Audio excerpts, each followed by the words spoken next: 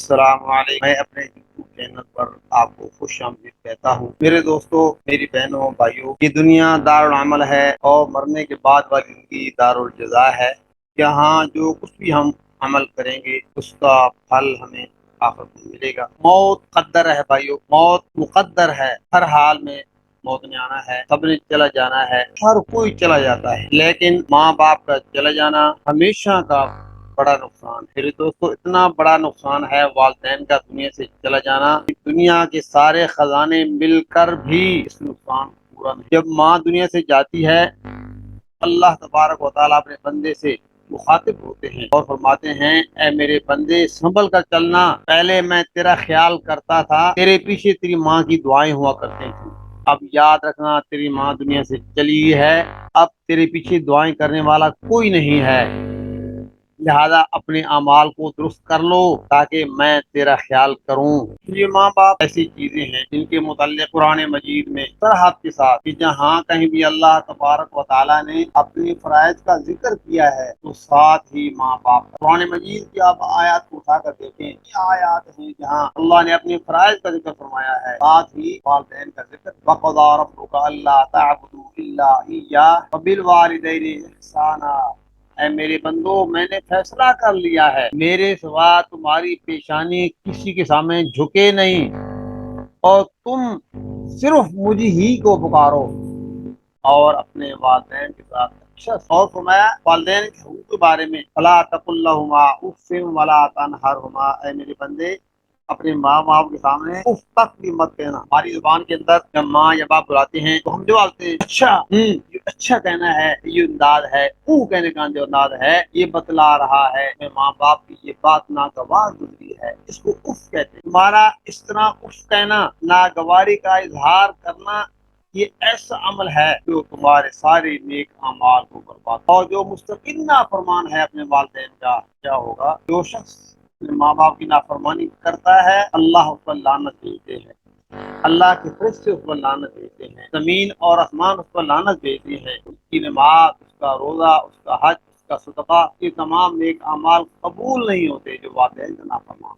یہ منفی پہلو ہے، لیکن ہمارے نبی صلی اللہ علیہ وسلم نے والدین کا ایک مثبت پہلو بھی بیان فرمایا ہے۔ جناب نبی کریم صلی اللہ علیہ وسلم جب جنت میں تشریف لے گئے تو جنت میں قرآن کریم کی تلاوت کی آواز گونج رہی اور جنت میں سناٹا چھایا ہوا ہے، تمام حوریں، فرشتے اور جنت کے باغات تلاوت سن رہے ہیں۔ آپ ابراہیم یہاں جنت میں قرآن کریم کی تلاوت کی آواز کہاں سے آ رہی ہے؟ تو آپ کو بتلایا گیا تمہارا صحابی نعمان ابن حارثہ رضی اللہ تعالیٰ عنہ کی یہ آواز وہ تلاوت فرما رہے ہیں۔ یہ وہ صحابی رسول ہیں جو سن 1190 کے اندر وادی مینا میں 6 آدمی وادی کے اندر اسلام قبول کیا تھا۔ حارث نعمان ابن حارثہ رضی اللہ تعالیٰ انہوں میں شمار ہو۔ دو صحابی اپنی ماں کے بڑے فرما بردار شمار ہوتے تھے، ایک حضرت عثمان رضی اللہ تعالیٰ عنہ، ایک حضرت نعمان ابن حارثہ رضی اللہ تعالیٰ عنہ، یہ ماں کے بڑے فرما بردار شمار۔ تو نعمان ابن حارثہ رضی اللہ تعالیٰ عنہ ماں کی فرما برداری کے بدلے میں اللہ نے یہ انعام دیا، جو دنیا میں تلاوت کر رہا تھا اور اس کی آواز جنت میں گونج رہی تھی۔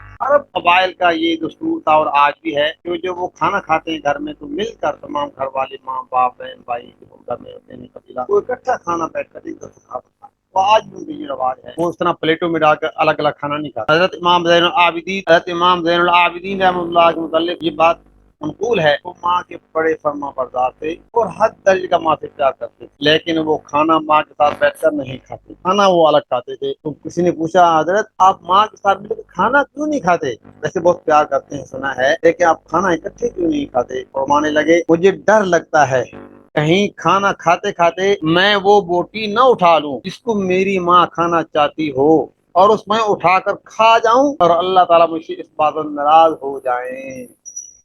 اس ڈر کی وجہ سے میں ماں کے ساتھ مل کر ایکسٹرا کھانا نہیں کھاتا، کہیں میری ماں کی دل آزاری نہ ہو جائے اور اللہ تعالیٰ مجھ سے ناراض نہ ہو جائے۔ کتنا بڑا مقام ہے۔ حضرت موسیٰ علیہ الصلوۃ والسلام نے، حضرت موسیٰ علیہ الصلوۃ والسلام کلیم اللہ کے نام سے مشہور تھے، اللہ سے کلام کرنے والے نبی۔ موسیٰ علیہ الصلوۃ والسلام کو لگتا موسیٰ کلیم اللہ، وہ اللہ تعالیٰ سے کلام کے کرتے تھے۔ ایک مرتبہ حضرت موسیٰ علیہ الصلوۃ والسلام نے اللہ سے پوچھا، یا اللہ میرا جنت میں ساتھی کون ہوگا؟ بڑا عجیب سوال ہے، ہمیں تو کوئی فکر نہیں ہے آخرت کی، دنیا کے بارے میں لگے ہوئے ہیں، کہاں سے کمانا ہے، کیسے مال اکٹھا کرنا ہے، کیا کرنا ہے، اور مرنے کے بعد زندگی کا ہمیں کبھی سوچا ہی نہیں ہے، گویا کہ ہمارے دلوں کے اندر آخرت کا تصور ہے ہی نہیں۔ حالانکہ وہ فیصلہ تو اٹل ہے، مانو یا نہ مانو، تیاری کریں یا نہ کریں، جانا تو ہے۔ تو موسیٰ تو اللہ کے نبی تھے، ان کا کیا مقام تھا جنت؟ ایک وہ پوچھے، یا اللہ میرا جنت کا ساتھی کون ہوگا؟ تو اللہ تبارک تعالیٰ نے بھی وہ جو فلاں جو کسائی ہے شہر کے اندر، وہ تیرے جنت کا ساتھی ہے۔ وہ جو فلاں قصاب ہے، قصاب کہتے ہیں گوشت بیچنے والا، ہماری زبان کو قصائی کہتے ہیں۔ تو حضرت موسیٰ علیہ السلام اس کو ملنے کے لیے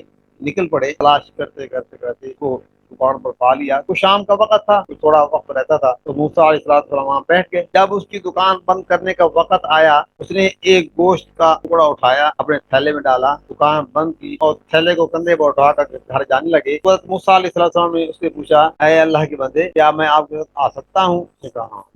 مجھے کیا معلوم یہ کون ہوتا ہے، یہ مسافر ہے، ٹھیک ہے، شاید رات بسر کرنا چاہتا ہے، کچھ جگہ نہیں ہے تو اس لیے بیٹھ گیا اور رات رہنا چاہتا ہے۔ اس نے کہا پھر تو آؤں، میرے ساتھ آ جاؤ۔ تو حضرت موسیٰ علیہ السلام اس کے ساتھ گھر چلے گئے۔ اس نے دروازہ کھولا، اس نے وہ گوشت کا ٹکڑا اٹھایا، اس کو کاٹا، اس کو دھویا، پکایا، پھر آٹا نکالا، گوندھا، روٹی پکائی، جو اس کا وہاں کا رواج تھا۔ کھانا بنانے کے بعد ایک چارپائی پر بوڑھی تھی عورت بیٹھی ہوئی تھی، کندھوں کے سہاروں سے اٹھا کر بٹھایا، اس کو کھانا کھلایا، اس میں بنا بنا کر اس کے منہ میں ڈال رہے ہیں، وہ کھا رہی ہے۔ جب اس کا پیٹ بھر گیا تو اس نے اشارہ کیا، وہ سمجھ گیا کہ میری ماں اب کھانا کھا چکی ہے، پیٹ بھر چکا ہے۔ تو اس نے برتن کو رکھے اور اپنے ماں کے منہ کو کپڑے سے صاف کیا۔ جب صاف کیا تو ماں نے کچھ الفاظ ادا کیے جو مجھے معلوم نہیں ہو سکتا کیا کہ کچھ کہا ہے ماں نے، لیکن اتنی آواز، دبی آواز تھی، چھوٹی آواز تھی، نیچی آواز تھی کہ میں نہیں سمجھ سکا۔ تو جب وہ فارغ ہوا تو میں نے پوچھا، اے اللہ کے بندے یہ کون ہے؟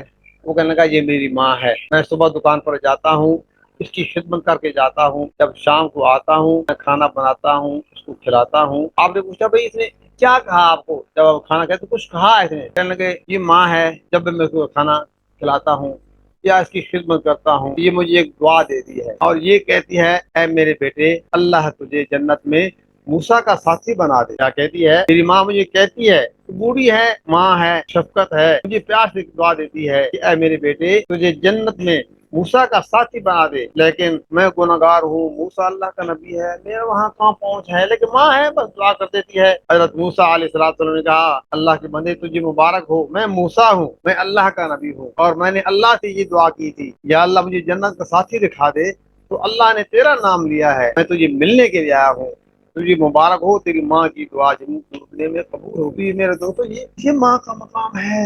اللہ تبارک و تعالی ہم سب کو اپنی ماں کا مقام سمجھنے کی توفیق عطا فرمائے۔ ماں باپ کا کیا مقام ہے؟ باپ کے متعلق آتا ہے کہ جب باپ خوش ہوتا ہے، مسکراتا ہے اپنے اولاد پر تو اللہ مسکراتے ہیں، اور جب باپ ناراض ہوتا ہے اولاد پر تو اللہ بھی اس پر ناراض۔ جب باپ غضبناک ہوتا ہے اولاد پر تو اللہ بھی غضبناک۔ طلحہ ابن برہ رضی اللہ تعالیٰ عنہ صحابی رسول ہیں، وہ تشریف لائے، اللہ کے نبی صلی اللہ علیہ وسلم تشریف فرما تھے۔ اس نے آ کر آپ کی قدم بوسی کی، اپنے پاؤں مبارک کو چوما اور کہنے لگے، یا رسول اللہ میرا دل کرتا ہے آپ مجھے کوئی حکم دیں، میں اس کو بجا لاؤں، میں آپ کو خوش کرنا چاہتا ہوں۔ آپ نے میں خوش ہوں، میں کب ناراض ہوں؟ کہنے لگے نہیں یا رسول اللہ میرا دل کرتا ہے آپ مجھے کوئی حکم دیں، میں بجا لاؤں، آپ خوش ہوں۔ جب اس نے بہت اصرار کیا تو آپ نے، میں اچھا کرو گے میری بات پر عمل کرو گے؟ کہ نہیں، ہاں یا رسول اللہ کیوں نہیں، میں جاؤ ماں کو قتل کروں۔ تو طلحہ بن برہ رضی اللہ تعالیٰ عنہ توڑے، ہاتھ میں تلوار ہے، توڑ لگا دی۔ تو آپ نے صحابہ کو دوڑایا، جاؤ پکڑو اس کو کہ ماں کو قتل نہ کر دے۔ جب واپس آیا تو کہنے لگے، اللہ کے بندے میں نے تیرے دعوے کو سچا ثابت کرنے کے لیے مجھے یہ کہا تھا، میں اللہ کا نبی ہوں، میں اللہ کا نبی ہوں، میں ماں کی خدمت کروانے کے لیے آیا ہوں، ماں باپ کا مقام بتلانے کے لیے آیا ہوں کہ ماں کا کیا مقام۔ اب آپ فرمایا کرتے تھے اکثر کبھی تنہائی میں ہوتے، ارے کاش میری ماں زندہ ہوتی اور میں عشاء کی نماز کے لیے کھڑا ہوتا، سورۃ فاتحہ شروع کر چکا ہوتا، میری ماں مجھے آواز دیتی اندر سے، اے بیٹے محمد صلی اللہ علیہ وسلم، تو میں نماز کو توڑ کر ماں کی خدمت میں حاضر ہوتا، کہتا جی اماں جان۔ حضرت اویس قرنی رحمہ اللہ یہ صحابی نہیں تھے، لیکن حضور صلی اللہ علیہ وسلم کا زمانہ انہوں نے پایا تھا۔ یہ یمن کا علاقہ ہے، یمن کے علاقے میں ایک قرن جگہ ہے، وہاں کے رہنے والے تھے، اس لیے اویس قرنی کے نام سے مشہور ہیں۔ اللہ کے نبی صلی اللہ علیہ وسلم پر ایمان لا چکے تھے، آپ کو سلام بھیجا، یا رسول اللہ میں آنا چاہتا ہوں لیکن میری والدہ بوڑھی ہیں، کوئی خدمت کرنے والا نہیں ہے، اگر آپ اجازت دیں تو میں آپ کی ملاقات کے لیے آؤں، آپ کی زیارت کرنے کے لیے۔ آپ نے فرمایا نہیں، اپنی ماں کی خدمت کرو۔ تو اس وجہ سے اویس قرنی رحمہ اللہ کی نبی کی زیارت کے لیے نہیں آ سکے، اسی صحابیت کا رتبہ نہیں پا سکے۔ صحابی کا جو مقام ہے، ادنا صحابی جس نے اللہ کے نبی صلی اللہ علیہ وسلم کو ایمان کی حالت میں دیکھا اور ایمان کی حالت میں اس کا انتقال ہوا، اگرچہ ایک لمحہ ہی اس نے زیارت کیوں نہ کی ہو، یہ صحابی کہلاتے ہیں۔ ان کا مقام یہ ہے کہ صحابی کے بعد اگر دنیا کے سارے محدث، مفکر، محدث، ولی اللہ جمع ہو جائیں تو صحابی کی پاؤں کے ساتھ جو خاک لگی ہوتی ہے اس کا مقابلہ بھی یہ سب مل کر نہیں کر سکتے۔ یہ صحابی کا مقام۔ تو اویس قرنی رحمہ اللہ صحابی تو نہیں بن سکے لیکن مستجاب الدعوات تھے وہ۔ اللہ کے نبی صلی اللہ علیہ وسلم نے حضرت عمر رضی اللہ تعالیٰ عنہ سے فرمایا تھا، عمر اگر تمہاری ملاقات اویس سے ہو جائے تو اس سے اپنے لیے دعا کروانا۔ صحابی رسول ہیں، عام صحابی نہیں ہے بلکہ خلیفہ ثانی ہیں۔ عمر رضی اللہ تعالیٰ عنہ کا وہ مقام تھا، جب وہ بولتے تھے تو اللہ تبارک و تعالیٰ ان کی زبان سے نکلی ہوئے الفاظ کو قرآن کریم کی آیات کو بنا کر اللہ تعالیٰ نازل فرماتے ہیں، وہ مقام۔ اور اللہ کے نبی صلی اللہ علیہ وسلم نے عمر رضی اللہ تعالیٰ عنہ سے فرمایا تھا، عمر میں نے جنت میں تیرا محل دیکھا ہے اور میرے دل میں خواہش پیدا ہوئی کہ میں عمر کا گھر جا کر دیکھوں اندر جا کر، لیکن میرے دل میں یہ خیال آیا کہ عمر رضی اللہ تعالیٰ، اور عمر بڑے جری ہیں، بڑے دلیر ہیں، بڑے غیرت مند ہیں، اگر میں گھر میں جاؤں کہ گھر والے ہوں گے، اس وجہ سے میں نہیں جا سکا۔ میں یا رسول اللہ آپ پر میری جان قربان ہو۔ تو عمر رضی اللہ تعالیٰ عنہ کا محل اللہ کے نبی نے اپنی آنکھوں سے جنت میں دیکھا ہے۔ وہ فرما رہے، عمر اگر تمہاری ان سے ملاقات ہو اپنے لیے اور امت کے لیے دعا کروانا۔ چنانچہ عمر رضی اللہ تعالیٰ عنہ دور خلافت میں حج کا موسم آیا، عمر رضی اللہ تعالیٰ عنہ حضرت علی رضی اللہ تعالیٰ عنہ حج پر تشریف لے گئے تو پتہ چلا ہاں بھی کرن کے کچھ علاقے کے لوگ آئے ہیں۔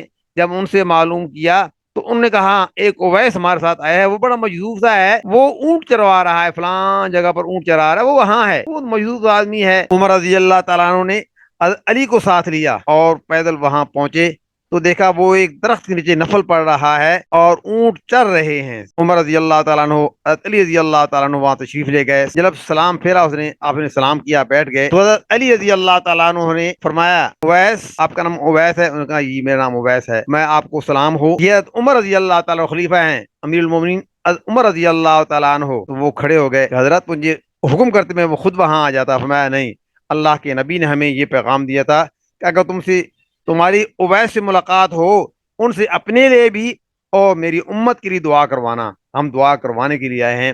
تو اویس قرنی رحمہ اللہ نے وہاں دعا فرمائی، اور آپ نے اویس قرنی رحمہ اللہ کے مطلب یہ بھی فرمایا تھا کہ اللہ تبارک و تعالی قیامت کے دن اویس کو شفاعت کا حق دیں گے، اور اویس قرنی جو ہے فلاں قبیلے کی جتنی بھیڑے ہیں ان کو جتنے بال ہیں اتنی مقدار میں اویس قرنی میری امت کے حق میں شفاعت کریں گے۔ جب معلوم کروایا گیا اس قبیلے کی بھیڑیں 70,000 بھیڑیں تھی اس وقت، 70,000 بھیڑوں پر کتنے بال ہوں گے انسان شمار نہیں کر سکتا۔ یہ اویس قرنی رحمہ اللہ کے متعلق ہے، کیوں انہوں نے اپنی ماں کی خدمت کے لیے اللہ کی نبی کی زیارت کے لیے نہیں جا سکے، لیکن ماں کی خدمت کو ترجیح دی۔ اللہ کے نبی نے فرمایا تھا اویس تم اپنی ماں کی خدمت کرو۔ ماں کی خدمت کی بنا پر اللہ نے کو یہ مقام عطا فرمایا کہ اللہ کے نبی نے اپنے صحابہ کو فرمایا اگر اویس قرنی سے ملاقات ہو اپنے لیے بھی اور امت کے لیے بخشش کی دعا کروانا۔ یہ ہے ماں کا مقام، ماں کی خدمت کا مقام، کہ جو آدمی ماں کی خدمت کرتا ہے اللہ اس کو کون سا مقام عطا فرما۔ اللہ تبارک و تعالی ہم سب کو، اگر ہمارے باپ جن حضرات کے ماں باپ زندہ ہیں ان کی خدمت کرنے کی توفیق عطا فرمائے، اور جن کے والدین وفات پا چکے ہیں اللہ تبارک و تعالی ان کے حق میں ہمیں دعا کرنے کی توفیق عطا فرمائے۔ اگر ہمارے چینل پر نئے ہیں ہمارے چینل کو سبسکرائب کریں، شیئر کریں، لائک کریں، تاکہ ہمارے آنے والی ہر ویڈیو اب تک پہنچتے رہے۔ السلام علیکم۔